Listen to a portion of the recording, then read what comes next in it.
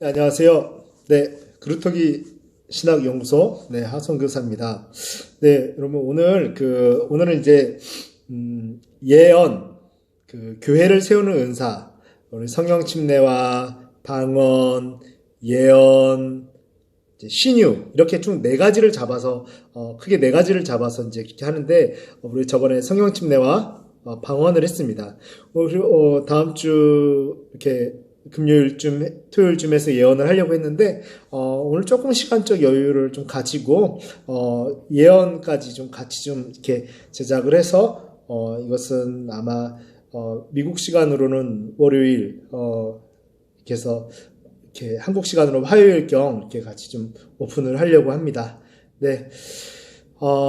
여러분, 요즘도 아직까지도 우리나라에서는 이제 하나님의 음성을 들었다라고 하거나 이제 미래를 예측하고 인도하시는 또 계시를 또 직통 계시일 수 있죠. 받았다라고 한다라면 뭐 신사도라든지 직통 계시니 하면서 약간 이단시하고 이단으로 몰고 가는 좀 그런 것들이 그런 모습들이 그런 사고방식들이 행태들이 평신도들 안에서도 좀 많이 이렇게 좀 많아지고 있는 것들을 종종 봅니다.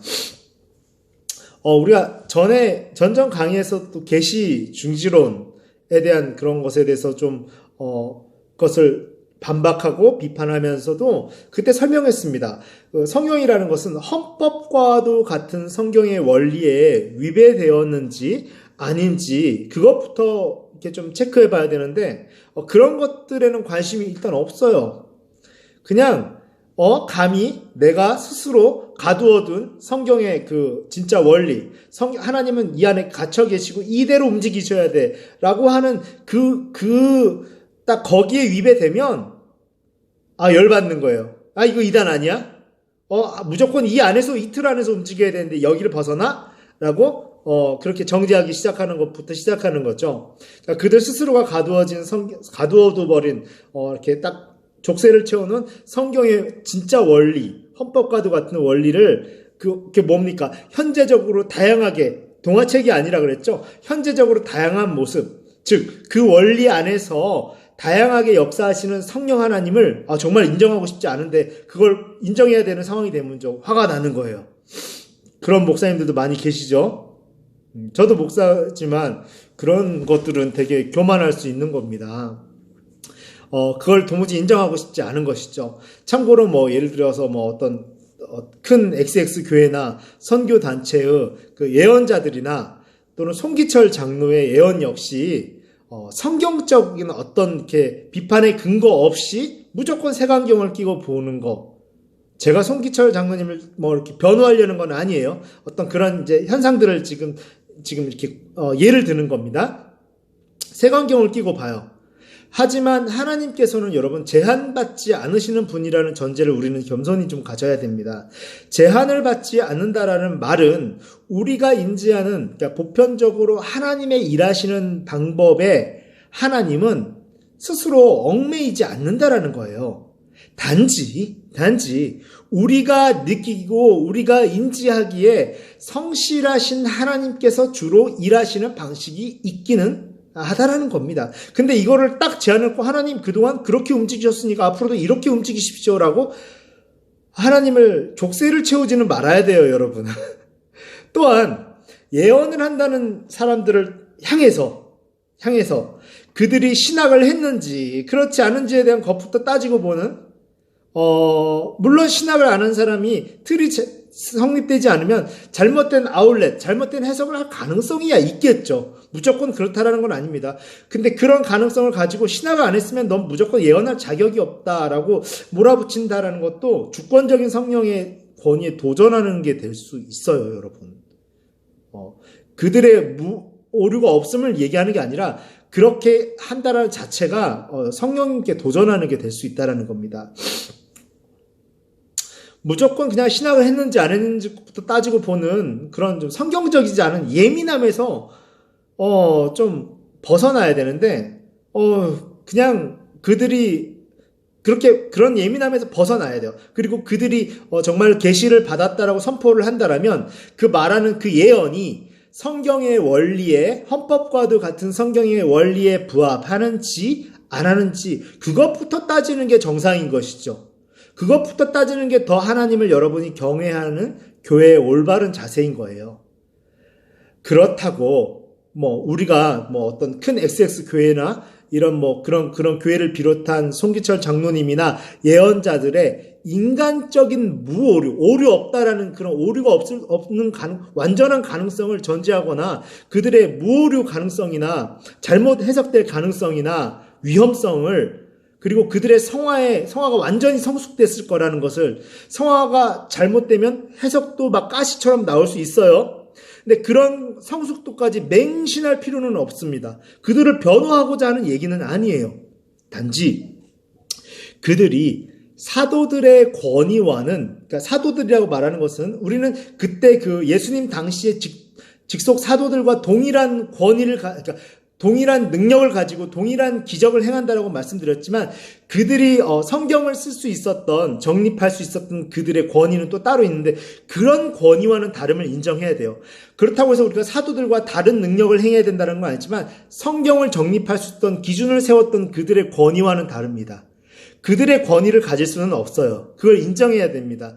또한 성경을 새로 쓰는 것이 아니라 성경에 있는 존재하는 예언을 예수 그리스도 안에서 성령 하나님의 임재 가운데 역동적으로 다이내믹하게 현재적으로 드러내고 있다고 보는 게 맞아요. 근데 그들이 그것을 넘어서서 성경을 새로 쓰려고 한다면 문제가 되겠죠. 그러나 그런 것인지 아닌지를 먼저 판단해야 되는데 저 사람 예언을 하네? 저 사람 좀 이상한데? 이렇게 판단하는 것은 이 자세는 좀 잘못됐다라는 겁니다. 어쨌든 최소한 성경적으로 우리가 객관적이고 정확하고 공평한 어떤 체킹 과정 없이 성경적이지 않은 논리의 기준으로 무조건 예언하는 사람들을 비판을 한다라면 이런 현상과 이런 태도 뒤에는 조금 비성경적인 논리가 섞여 있는 것이죠. 우리가 그것을 알아야 됩니다.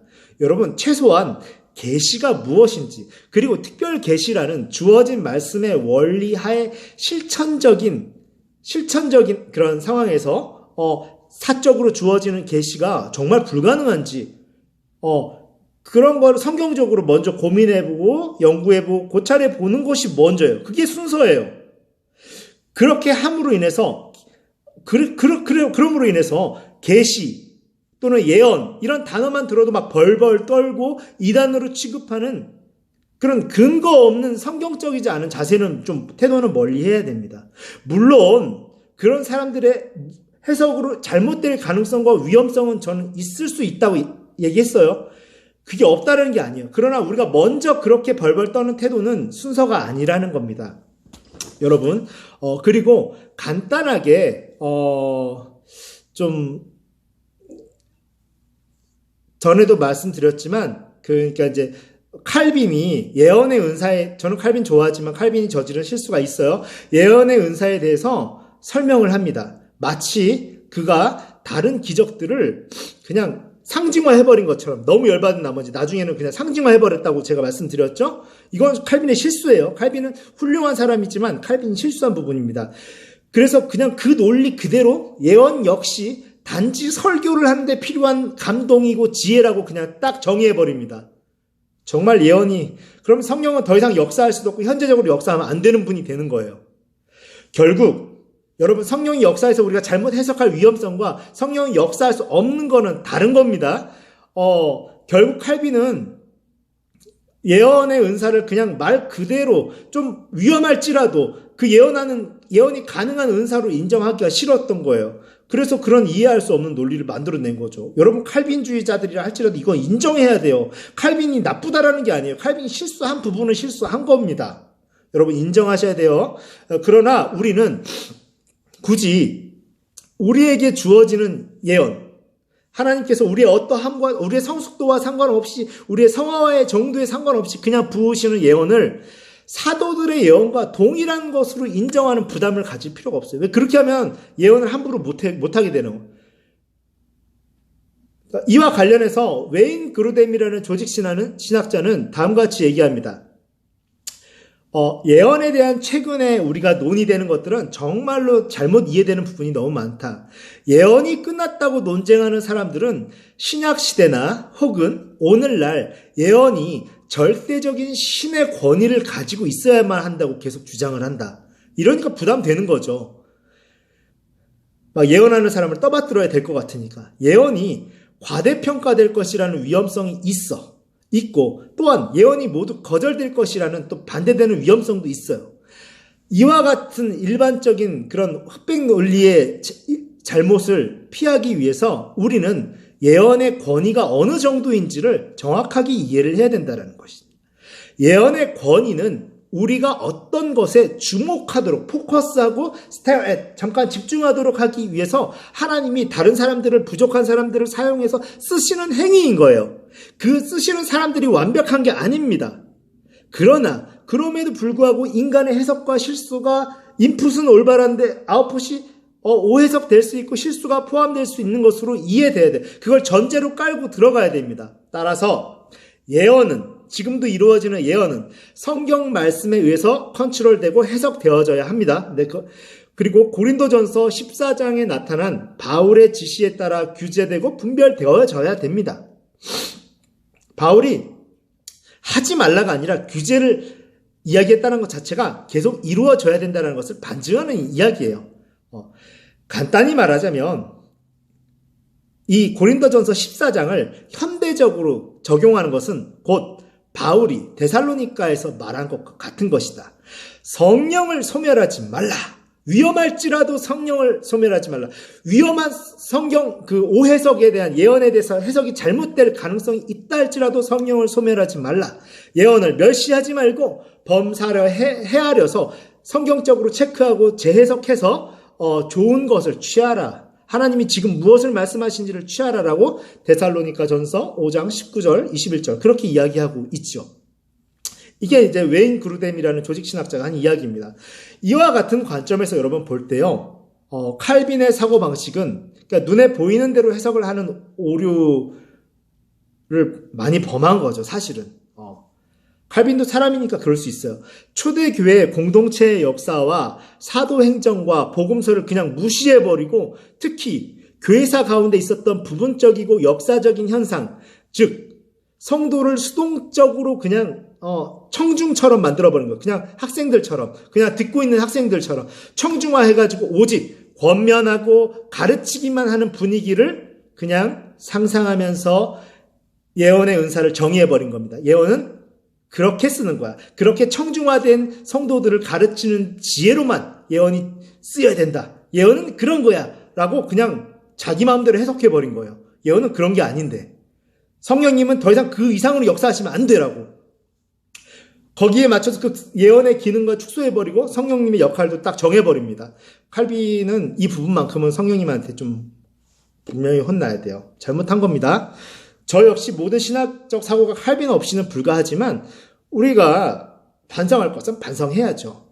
아무튼 우리는 결코 칼빈처럼 숲을 보지 않고 단어를 중심으로 입맛에 맞게 성경의 의미를 왜곡하거나 성령 하나님의 그 다이내믹한 역동적 사역을 폄하해서는 안 될 것입니다.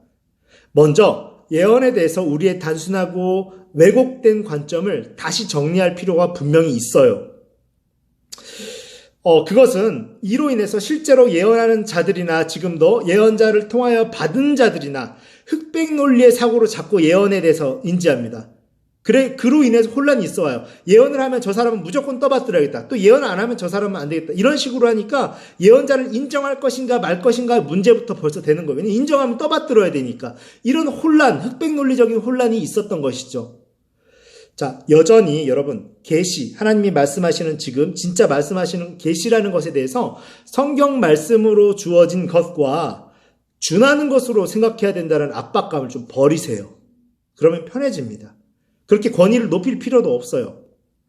하지만 계시라는 것이 그러니까 꼭 그럴 필요 없다라는 것을 인정하라는 거예요. 편하게 생각하세요. 성경도 그렇게 얘기하고 있고요. 사도들의 그 성경을 저술했던 권위와 동일하게 여기지만 이 사람이 예언을 한답시고 새로운 성경을 쓰는 것 같으면 그건 인정할 필요 없겠죠. 그러나 성경의 원리 안에서 예언한다라면 편하게 받아들이고 재해석하세요, 여러분이. 우리의 성품과 장점 그리고 단점을 모두 활용해서 알맞게 주어질 수 있는 하나님의 친밀하심의 선물인 거예요. 그냥 그렇기에 그것은 그 사람들을 주어지는 예언은 절대 효력을 가지지도 않고 절대 권위를 가지지도 않아요. 이걸 바꿔서 역으로 얘기하자면요. 그렇기에 성경에 의지해서 하나님께서 지금 하시는 음성을 듣고자 하는 개인이나 공동체는 부담 없이 그것을 들을 수 있다라는 겁니다. 때로는 하나님의 주권적인 섭리로 강권적으로 어떤 개인이나 또는 미성숙한 개인을 포함하는 거예요. 그리고 미성숙한 공동체를 포함해서 이 공동체에게 부어지는 가능성이 존재한다는 것입니다. 가능하다라는 겁니다. 이걸 인정하고 가야 돼요. 물론 그러한 때에 예언을 하는 자들이 자신에게 성경 말씀에 그 준하는 권위의 예언이 주어졌다고 착각하면 안 되겠죠.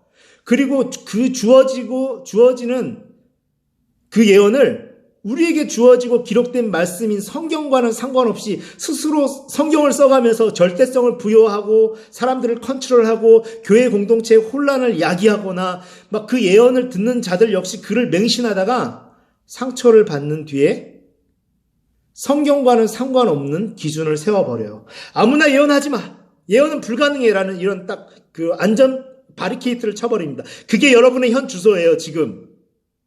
아시겠죠? 예를 들면 눈에 보이는 결과에 따라서 구약의 선지자 검증하듯이 그냥 거짓과 참을 가리는 사고방식으로 그냥 딱 고착돼 버릴 수 있어요. 저 사람은 안 돼. 그리고 예언은 하면 안 되겠다. 저렇게 결국은 망하더라. 망할 수도 있어요. 그 예언이 올바랐음에도 불구하고 그 사람이 또 잘못 갈 수도 있어. 이걸 다 열어놔야 되는데 그러면 맹신도 안 하게 되거든요. 그리고 편하게 열어놔야 될 거 아닙니까? 지금도요. 예언에 대한 이러한 잘못된 성경적인 사고방식이 비성경적인 사고방식이 교회 공동체 안에서 특히 이렇게 이렇게 목소리를 높이는 경우들이 있어요. 오직 주어진 말씀, 솔라 스크립트, 오직 성경 한 권이면 됩니다. 동화책처럼 그냥 읽기만 하면 되는 성경책 한 권이면 된다라는 오직 성경이면 된다라는 이 그럴싸해 보이는 구호만 앞세워서 예언의 은사를 비판하고 외면하는 경우가 좀 많아요. 너무 안타깝습니다. 이에 관해서 또 웨인 그루뎀이라는 아까 말씀드렸던 조직신학자 이렇게 정의합니다. 고린도전서의 각 구절에서 적어도 바울의 견해에 의하면 고린도의 예언자들은 실제로 하나님의 말씀의 권위를 가지고 말한 것이 아니고 다른 사람들에 의해서도 그들이 절대적인 하나님의 권위를 갖고 말한다고 여겨지지도 않았다. 그리고 그렇게 그랬음을 보여주는 부분들이 있다. 실제로 고린도전서 14장 29절에서는 예언자의 말에 도전하거나 의문을 제기할 수 있고 왜냐하면 그가 완벽하지 않으니까 때로는 예언자가 틀릴 수도 있는 것으로 여겨진다. 그러나 간헐적으로 정기적이지 않게 간헐적으로 범하는 실수가 그를 소급해서 거짓 예언자로 만든다는 법도 없다. 그런 말도 없다. 틀리면 틀린 거지. 그렇다고 해서 그가 거짓 예언자는 아니었다라는 거예요. 그렇게 소급해서 적용하지 말라는 겁니다. 고린도전서 14장 30절에 바울은 예언자의 말이 부분적으로 영원히 상실되고 교회가 한 번도 듣지 못하게 될 수 있다는 점에 개의치 않는 것처럼 보여요. 고린도전서 14장 37절 38절에서 바울은 고린도의 어떤 예언자도 바울 그 자신과 대등한 종류의 신적 권위를 갖지 않았다고 딱 정합니다. 그러니까 그 성경을 쓸 만큼 사도들은 아무도 없다라는 거 더 이상은 정확하게 이야기합니다. 우린 그건 인정해야 돼요. 여러분 끝으로 고린도전서 14장 34절 35절에서 바울은 여자들이 예언하는 것은 허용하면서도 그들에게 회중들이 막 복종하도록 하거나 그들의 믿음을 강요할 권한을 인정하지 않아요. 성경에서. 이는 예언자들의 말이 하나님의 절대적 권위에 미치지 못한다라는 바울의 견해와도 일치하는 현상인 것이죠. 그렇다면 이들 5 구절들은 고린도에서 행해진 예언들이 예를 들어서 요한계시록이나 구약 성경의 많은 부분들에서 우리가 대하는 예언과는 매우 다른 것이라고 바울이 인지했다라는 것을 우리에게 알려주고 있다라는 것이죠. 그 요한계시록과 구약에서는 하나님이 실제로 사용하신 언어와 같은 신적 권위를 예언자 자신이 또는 그를 대신해서 다른 사람이 그 입술로 주장합니다. 그러니까 지금 제가 또는 옆에 있는 사람이 예언하는 것과는 다른 조금 더 높은 권위였다라는 거예요. 그러나 고린도 전서에서 언급된 예언은 그 고린도 전서 시대에 행해지고 있던 예언은 뭐냐면, 비록 하나님이 진짜로 임하셔서 계시로 촉발된 것이기는 하지만 인간의 언어로 해석된 거잖아요. 그렇죠? 그 정도의 권위밖에 없다라는 거예요. 그러니까 편하게 여겼다라는 겁니다. 예언자는 틀릴 수 있고 해석을 잘못할 수도 있고, 그렇다고 해서 그 예언이 거짓도 아니고 아무 때나 도전받고 의문이 제기될 수 있어요. 그럼으로 인해서 좀 마음은 상하겠지만 그 예언자도 좀 더 성경으로 돌아가서 재해석 가능성을 높이겠죠. 성경적인 가능성. 그렇게 건강했다라는 겁니다. 건강한 사고방식을 가지고 있었다라는 거예요. 예언에 대해서. 그래서 우리는 여전히 지금도 그 사도급의 성경을 쓰는 사도급의 계시는 아니지만 하나님께서 말씀하시는 음성을 들을 수 있습니다. 그리고 그것을 예언이라는 은사로서 교회 공동체 가운데서 활용해야만 한다는 것을 인정할 수밖에 없는 것이죠. 하지만 여러분, 기록된 말씀 가운데 온전히 거하지 않고 벗어나서 성경과 상관없이 주어진 예언의 은사는 하나님으로부터 온 게 맞는데 이걸 자기 마음대로 해석해서 오용하고 남용하는 거죠. 그래서 자기가 교주가 되거나 자기 마음대로 사람을 컨트롤하려는 데 쓰거나, 그 계시를 주신 하나님은 슬퍼하시겠죠? 그래서 종국적으로는, 결과적으로는 다른 길로 가는 경우도 많이 봐요. 있어요. 그런 경우가 없다라는 게 아닙니다.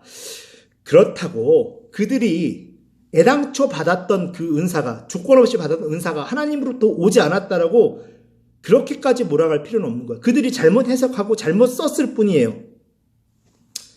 단지 사도급 예언과 지금 우리에게 주어지는 예언의 은사의 성경적인 개념의 차이를 모르고 그 예언받은 사람들이 그냥 교만해졌던 것 뿐입니다. 그 자체를 판단해야지 은사 자체가 잘못된 거라고 그렇게 몰아갈 필요까지는 없는 것이죠. 그래서 우리는 여전히 계시로서, 하나님께서 주시는 계시로서의 예언이 현재도 가능하다라는 것과 그것이 교회의 공동체의 평가가 필요하다는 것도 여러분 알고 있는 사람들이 성숙한 사람들이겠죠. 그러니까 그 사람들에게 막 우리를 휘두를 권리를 주지는 않는 거예요. 그래, 하나님이 말씀하셨어. 어디 한번 평가해보자. 라고 성경을 검토하는 것. 그리고 도움을 받는 것. 그게 건강한 교회의 자세라는 겁니다. 하나님은 처음부터 끝까지 공동체 사역을 이루세요. 공동체 사역을 이루십니다. 예언을 주는 목적도 공동체 사역을 위한 거예요. 사도급의 성경 역시 절대 영감으로서, 즉 각자의 그 사도들의 성품과 개인적인 성향을 무시하지 않으시고, 그러나 온전하고 절대적인 영감으로 사복음서를 쓰게 하셨어요. 각 복음서에는 각 저자의 그 성향의 특수성이 배어 있음에도 불구하고, 또는 원본이라는 게 있나요? 없음에도 불구하고, 그것조차 각 번역본으로 존재함에도 불구하고 이 복음서들의 내용은 서로 상충되지도 않고 내용면에서 완벽하다는 것은 너무나 경이로운 일입니다. 여러분, 우리 역시 지금 주어지는 계시와 예언들을 좀 겸손하게 받아들였으면 좋겠어요. 겸손하게 나누고, 그리고 예언을 받은 사람들은 겸손하게 나눠야 돼요. 겸손하게 나눠야 됩니다. 성품을 변화시켜야 돼요. 겸손하게 나누어서 함께 퍼즐을 맞추듯이 공동체를 세워나가야 돼요. 예수전은 또 다른 음성 듣는 것들은 그런 원리를 참 반영한 것 같습니다. 사랑하는 자녀들, 즉 각 개인에게 직접 말씀하시고자 하시는 하나님의 성품을 우리가 좀 기억할 필요가 있습니다. 하나님은 멈춰진 분이 아니에요. 우리와 지금도 계속 성경을 근거로 현재적으로 말씀하기를 원하시는 분입니다. 우리는 타인을 위하여 우리에게 보여주시는 예언을 확정된 사실로 받아들이고 막 선포하는 그런 교만함이나 자만함을 보이면 안 돼요. 하나님이 떠나가세요. 그러면 설령 완전한 그림과 환상을 보여주실 때가 있어요. 퍼즐이 아니라. 그렇다 할지라도 왜 보여주실까에 대한 겸손한 질문 가운데 먼저 중보자로서 고민해보고 검토해보고 하나님의 진짜 의도가 무엇인지를 파악하려는 자세가 먼저지, 혼란 그에게 가서 너 오늘 죽어, 너 이렇게 되면 이렇게 될 거야, 하나님이 그렇게 선포하라고 그 완전한 그림을 보여줬다라고 생각해서는 안 되겠죠. 하나님과 너와 교제하자라는 뜻이요. 이 그림을 왜 보여주셨습니까? 라고 묻는 거예요. 그리고 그런 자세로서 개인 또는 공동체적인 중보에 돌입하는 것이 그 완전한 그림을 보여주시는 하나님의 뜻에 온전히 합할 것이라는 겁니다. 여러분, 예를 들어서요. 하나님이 모세에게 이스라엘 백성을 다 쓸어버리겠다라고 말씀하셨어요. 완전한 그림과 완전한 청사진이죠. 그때 모세가 어떻게 했습니까? 그저 이스라엘 백성을 중보하면서 하나님의 영광을 위해서 그들을 용서하시고 사용하실 것을 간청했습니다. 여러분 잘 알고 있죠? 설마 여기서 하나님께서 모세를 이기지 못해가지고 능력이 없어서 확고했던 이스라엘 백성을 쓸어버리겠다고 했던 뜻을 거두었다라고 생각하는 사람이 있는 건 아니겠죠? 여러분, 성경 전체를 통해서 볼 수 있는 하나님의 긍휼하심의 성품과 그 긍휼하심의 속성으로 볼 때 하나님께서는 모세의 그러한 자세와 중재를 얼마나 반기셨고 기뻐하셨을지 여러분 상상해 볼 필요가 있겠죠? 마치 여러분이 부모예요. 가정교사, 과외선생님을 고용했습니다. 그런데 자녀가 과외선생님 말을 듣지 않아요. 그래서 과외선생님 앞에서 민망한 나머지 이놈의 자식 모질게 매질을 하겠다라고 이야기합니다. 여러분, 근데 그때 이야기하는 부모의 진심이 뭐겠습니까? 정말로 이놈의 자식을 패기를 원할까요? 만약에 그렇다고 가정교사가 아이고 어머님, 아버님 맞는 말씀입니다. 이놈의 자식은 좀 때려야 됩니다. 라고 옳거니 한다라는 기분이 여러분 어떨 것 같으세요? 가정교사가 오히려 부모의 체면 등을 이유로 아유 어머님, 아버님 좀 진정하세요. 얘 잘할 겁니다. 한 번 더 기회를 주시죠. 지켜보세요. 라고 한다라면 그 부모의 마음이 어떻겠어요? 여러분 그렇다고 해서 가정교사에게 이 자녀를 매질하겠다라는 부모의 뜻을 꺾였으니까 스스로 무능력하다고 좌절하겠습니까? 결국 그렇지 않죠. 오히려 진짜 부모가 원했던 상황으로 일이 돌아간 거잖아요. 해결된 거잖아요. 맞죠? 마찬가지로 모세에게 계시와 예언이 주어졌을 때 모세의 중보는 정말 성숙하고 계시의 주체이신 하나님의 마음을 매우 흡족하게 해드리고도 남음이 있는 자세였던 거예요.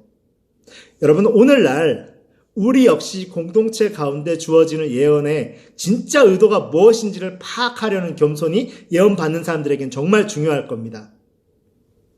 더불어 주어진 그 예언이 하나님의 그 진의의 부분적인 진짜 의도의 부분적인 계시임을 인정해야 돼요. 예정이라고 착각하면 안 돼요. 히스기야 왕의 죽음에 대한 예언도 그 다음에 북이스라엘을 세우게 된 여로보암에 대한 예언도 그 어떤 예언도 확정형 저주나 축복의 하나님의 동기가 아니라는 거 여러분이 영민하게 알고 있어야 됩니다. 예정론자들이 주장하는 것처럼 구원받을 자와 지옥 갈 자를 그냥 딱 정해놨다라면 그 얼마나 끔찍한 일이겠어요. 가룟 유다가 배신할 것을 알고 계셨어요. 하지만 성경에 가룟 유다가 자유의지로 올바른 선택을 하기를 바라셨습니다. 마치 여러분 혹시라도 가룟 유다는 애시당초 저주받을 인물로 등장했다라고 생각한다면 큰 오산이에요. 그가 회심했더라도 주권적인 섭리로 구원 사역은 얼마든지 반드시 이루어졌을 겁니다. 성경을 자세히 보면 예수님을 십자가에 매다는 악역이 꼭 가룟 유다일 필요는 없었어요. 오히려 그가 회개하기를 바라면서 그 강팍함을 돌이키길 촉구하시는 장면이 지속적으로 등장함을 여러분은 알 수 있습니다. 단지 모든 지각에 뛰어난 하나님이 예지 예정으로 보셨을 때 회개하지 않고 멸망의 길로 갈 것을 안타까운 마음으로 완벽하게 예측하셨다라고 보아야만 할 것입니다. 그러나 반대로 요나의 선포를 들은 니느웨가 너희는 망할 거라는 완전한 그림을 본 요나가 그렇게 알고 선포했는데 니느웨가 회개함과 동시에 예언이 취소되었어요. 요나는 완전한 그림을 보고 회개하면 취소될 것이라는 그림을 보지는 못했어요. 그냥 부분적으로 본 거예요. 완전히 멸망하겠다. 그리고 나는 선포만 하면 된다. 그리고 얘네는 회개를 하든 안 하든 망할 거라고 그렇게 인지했던 것 같아요. 요나는. 그리고 신나서 회개했어요. 그런데 회개했죠. 그럼과 동시에 예언은 취소돼 버립니다. 하나님이 진짜 원하는 상황이 이루어진 거예요. 가룟 유다도 이랬으면 좋았을 거예요. 하나님은 분명히 기뻐하셨어요. 우리는 철저히 하나님의 속성 가운데 그분이 보여주시는 한 부분을 본다라는 겸손함이 예언자들에게 있어야 돼요. 그리고 왜 보여주실까 하는 그 질문을 가져야 할 것입니다. 그런 자들에게 더 많이 예언을 하게 하실 거예요, 하나님은. 이렇듯 예언은 지금도 존재하지만 성경과 같은 권위가 아니고 공동체를 위해서 주신 제한적이고 부분적인 거라는 거예요. 그렇게 합력해서 퍼즐을 맞추듯이 겸손히 선을 이루어야 빛을 발할 수 있는 그런 은사라는 것에 대해서 웨인 그루돔이라고 아까 소개했던 조직신학자는 이렇게 소개합니다. 이렇게 이야기합니다. 만약 우리가 오늘날 우리 교회에서 역사하고 기능하고 있는 예언의 은사를 보고자 한다면 우리는 먼저 하나님이 때때로 그러한 계시를 우리에게 주는 것이 가능한다는 것을 먼저 믿고 자신을 그러한 성령의 영향력에 수용적이 되도록 내어줘야만 한다. 특히 기도와 예배할 때 그렇다. 이러한 시간들에 하나님이 마음속에 어떤 것을 주시면 그러면 그러한 계시를 받은 자는 회중에게 자신이 받은 것을 선포해야만 한다. 하지만 그러한 방식은 바로 하나님의 그 말씀이라고 생각해서도 안 되고 그러한 인상을 주는 뉘앙스로 자신의 말을 시작해서도 안 된다. 조심해야 된다는 거예요. 예언자들은.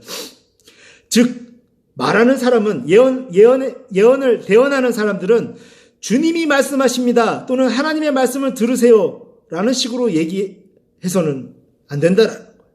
주님이 저에게 이렇게 보여주는 것 같습니다. 혹은 내 생각에는 주님이 이렇게 지시해 주는 것 같습니다. 라고 예언을 시작할 수 있다는 거죠. 혹은 주님이 내 마음속에 다음과 같은 것을 생각하도록 하신 것 같습니다. 혹은 주님이 내 마음속에 다음과 같은 것을 생각하도록 하신 것 같습니다. 네, 이렇게 같은 표현들이 굉장히 마귀가 역사하지 않도록 방어하는 장치가 될 것이라는 겁니다. 그리고 우리가 잘못된 길로 가지 않도록 바리케이트를 쳐주고도 충분히 예언을 할 수 있다는 것이죠.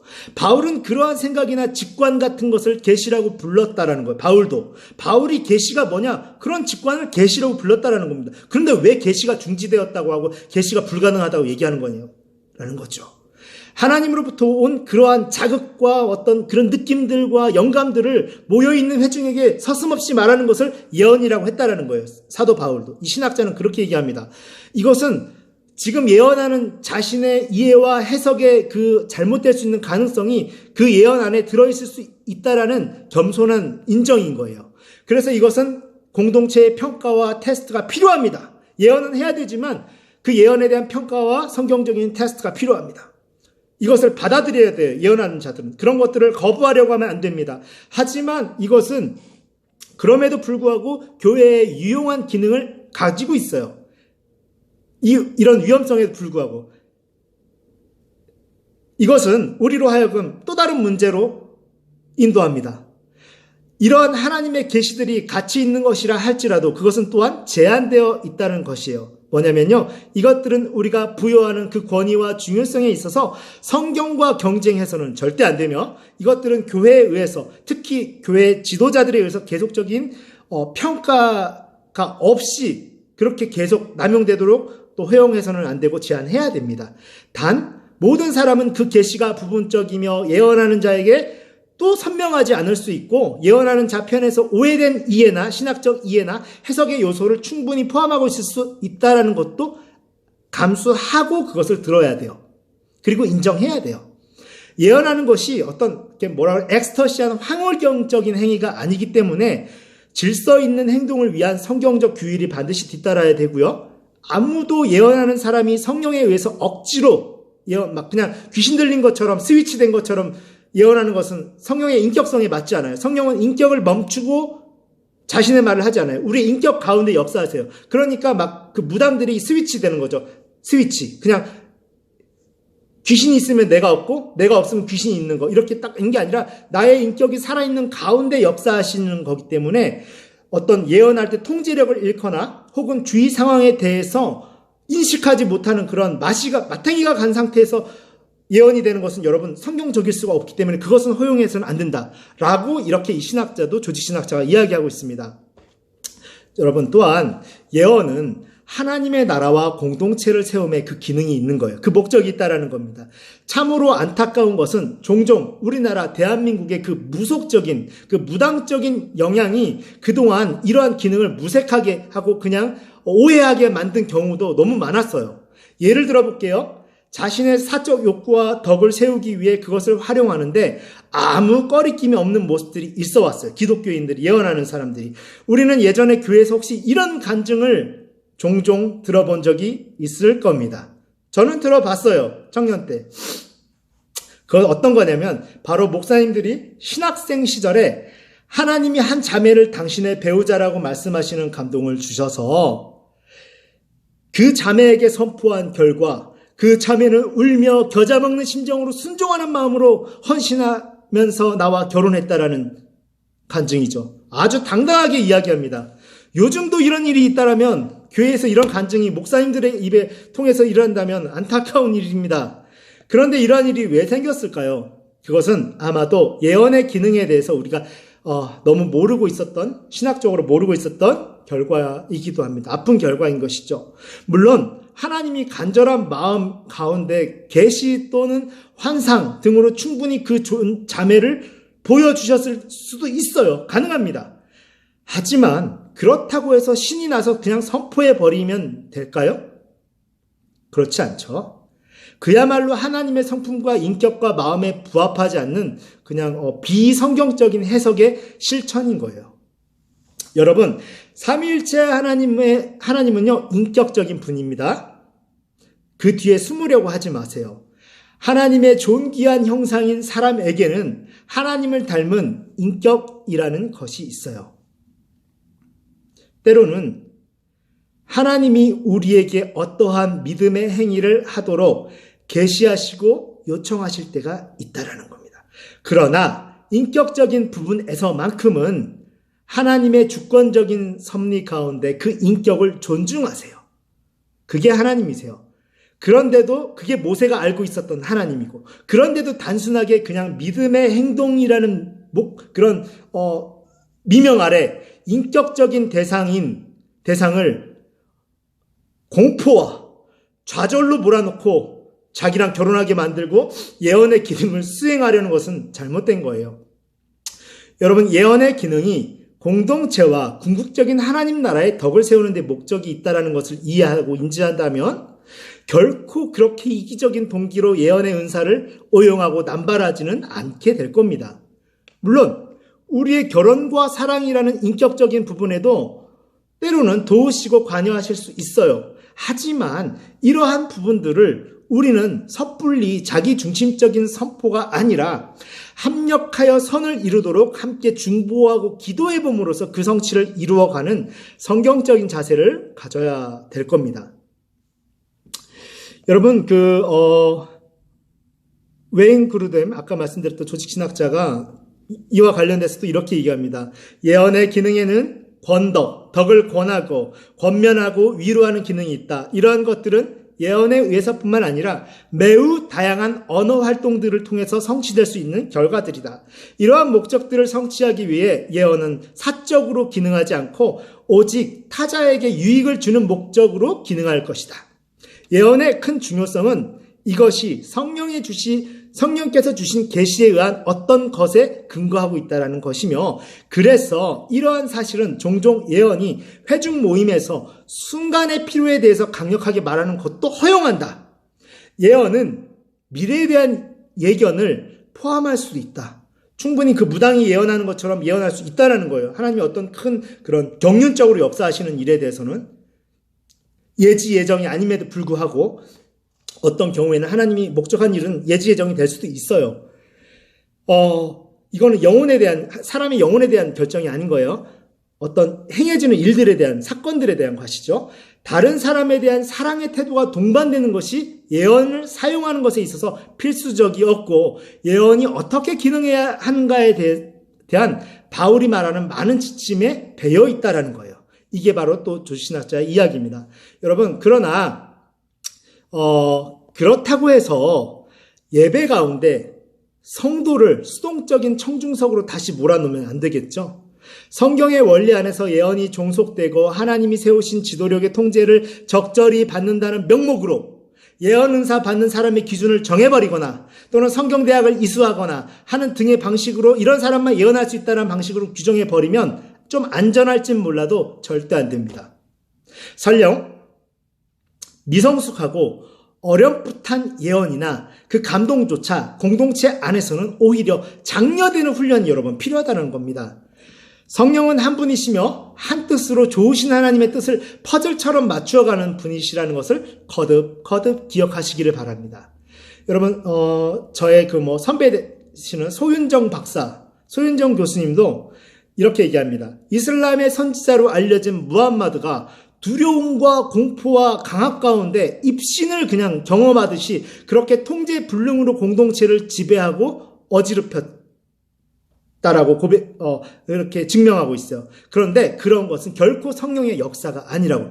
무함마드는 그게 두려워가지고 이게 성령의 역사라고 막 얘기하면서 어디서 들은 거는 있었던 거예요. 그때 막 이제 고대 교회에 대해서 들은 거는 있어가지고 이게 성령의 역사구나라고 자기 아내 카디자가 얘기해 주니까 그로부터 그렇게 몰아붙입니다.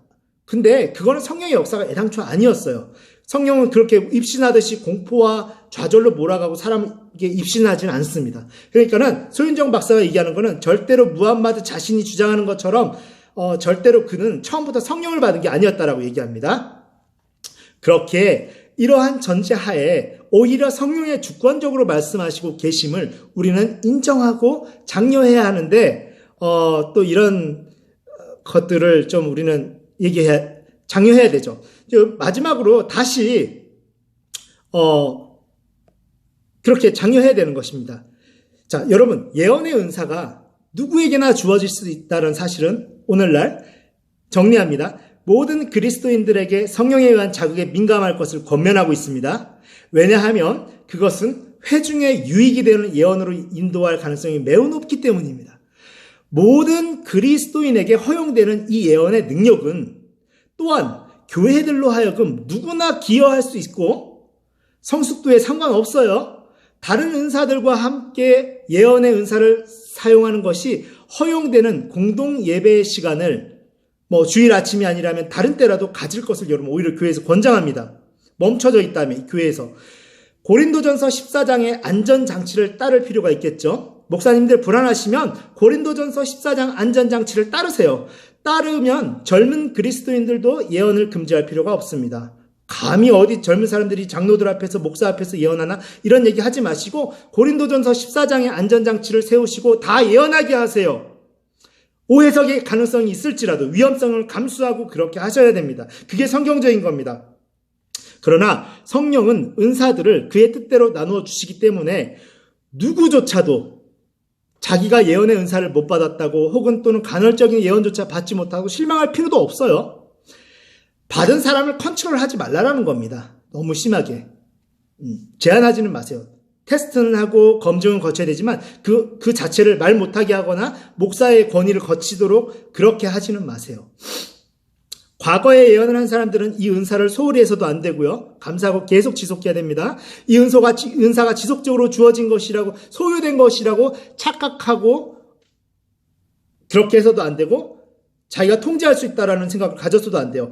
내가 예언을 받았는데 내가 통제해야겠다. 이런 겸손함 따위 버리십시오. 이것도 잘못된 거예요. 겸손한 게 아니에요.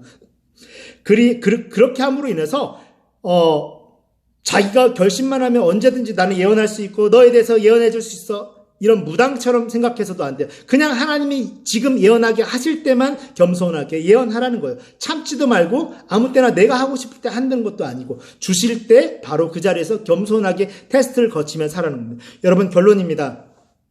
예언의 은사를 추구하고 액티비티, 활성화시키는 유익은 너무 많아요. 그 위험성이 있다 할지라도 너무 많다라고 저는 얘기합니다. 또 하나 생각할 것이 있습니다. 이 유익함에 관한 것을 떠나서 이것을 둘째치고라도 일단 성경적이지 않은 그런 가치관의 어떤 논리의 근거에서 예언의 개념을 예언이 무엇인가에 대한 개념을 이렇게 곡해 왜곡하고 무시하면서 교회를 교회답게 하지 못하고 침체시키고 결박시켰을 때의 증상은 너무 그 폐해가 크다라는 것입니다. 첫째, 어떤 폐해가 있을까요? 이 예언을 막 제안하고 막 억압했을 때 일어나는 폐해 세 가지로 오늘의 나눔을 마치도록 하겠습니다. 첫째, 예언을 무시하는 것은 성서의 말씀에 불순종하는 것이다.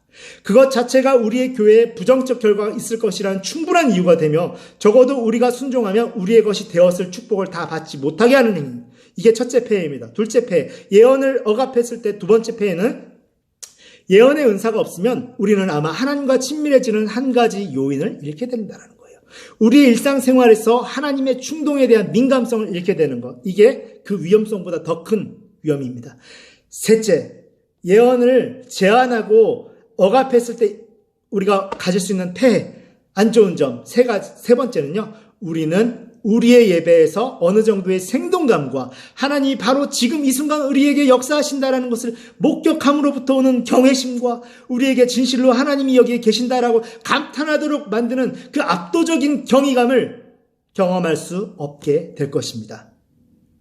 여러분, 안전장치, 고린도전서 14장 안전장치를 목사님들로 하여금 세우게 하시고 목사님들은 세우시고 마음껏 그 위험성에도 불구하고 예언을 장려하시기를 예수 그리스도 이름으로 축원하고 축복합니다. 여러분 사랑하고 축복합니다. 다음 이 시간에는 공동체를 세우는 은사, 우리가 방언, 성령 침례, 방언, 그리고 예언을 봤는데요. 마지막 신유, 치유입니다. 물리적인 치유가 가능하다라는 것, 왜 가능하고 이것이 장려돼야 되는지를 우리가 이렇게 나누도록 하겠습니다. 여러분 사랑하고 축복합니다.